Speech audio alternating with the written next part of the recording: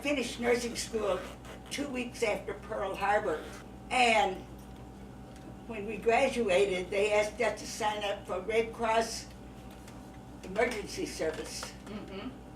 So I was a Red Cross nurse on active duty. Mm-hmm. I didn't have to join the Army. And when the war was over, I could get out. Mm-hmm. My name was Hazel Inez Thompson. I grew up Inez Thompson. My mother had a book, it was Inez of the Alamo. I was Inez Thompson. My first name Hazel, I didn't use it. And when I went to volunteer to go into the service, they wanted first name, middle initial. I said, I don't use the first name, you'll use it now. And would you believe there's 2 Hazel Thompsons volunteered for that unit? And it was mixed up the whole time. When we got ready to go overseas, they replaced for one, they thought it was a misprint. So that's how I got separated from my group. Mm. I wasn't on anybody's list for anything. And when time to come home, the same thing happened. I didn't get to come home. That's how I got that trip. Okay. They didn't know what else to do with me.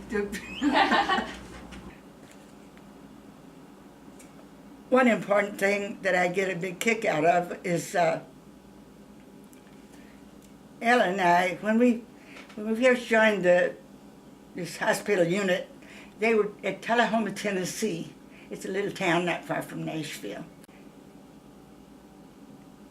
We were allowed to wear civilian clothes since it wasn't, the unit was still getting together. Mm-hmm. But one day we decided to wear our uniforms over to the, now this was an Army base, so they had what they called a PX, Post Exchange, and they also had a little coffee shop. Mm-hmm. So we went over there to just have, oh, I think they had a bar. I think we had a rum and coke. That was the popular drink back then. And we were sitting there having, the waitress brought us the drinks, and she said, that young man over there paid for your drinks. Well, that was a surprise. But the man came over, he walked over, and he was a movie star. His name was Tom Brown. We got so excited we almost fell off the chair. She's no longer living. Mm. She was so brilliant that they had somebody come and test her. She had the IQ of a genius. So I was always second. We were 2 top students. When they needed 2 top students, we were always picked. We even went to the operating room as senior students and stayed the whole year. Some of those other girls couldn't even keep their hands sterile for 5 minutes. Wow. We already had a way in, Mm-hmm. and this, she and I decided to go because we were good friends, Mm-hmm. and we got along good together. And when the war was over, we could get out, or we could reassign. But if you signed up for the Army, you had to sign like for 2 years or 4 years or whatever. And we were just there for the duration. They'd already bombed Pearl Harbor. Okay. Right. That would be the reason to join, Right. really. Because we wanted to do nursing at home, we were right there. No.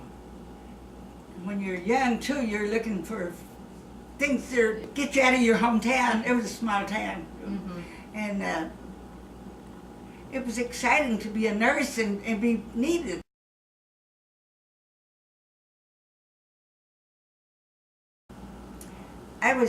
We were still in Tullahoma getting organized, and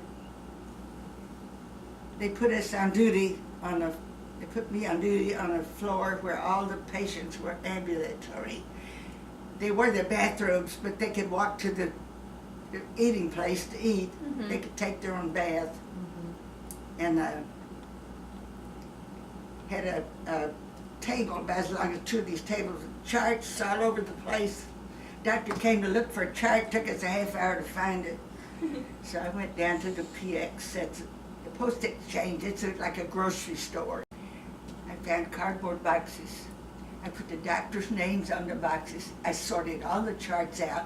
And one of the doctors from my unit said, I'm going to request you be my head nurse. How come somebody else hadn't thought of that? Right. It made it so easy for a doctor to find his charts all in one box. Right. Like any hospital. You have your routine. The day shift does things and the night shift does things. The day shift usually started at 7. Mm-hmm. That's why I still get up early.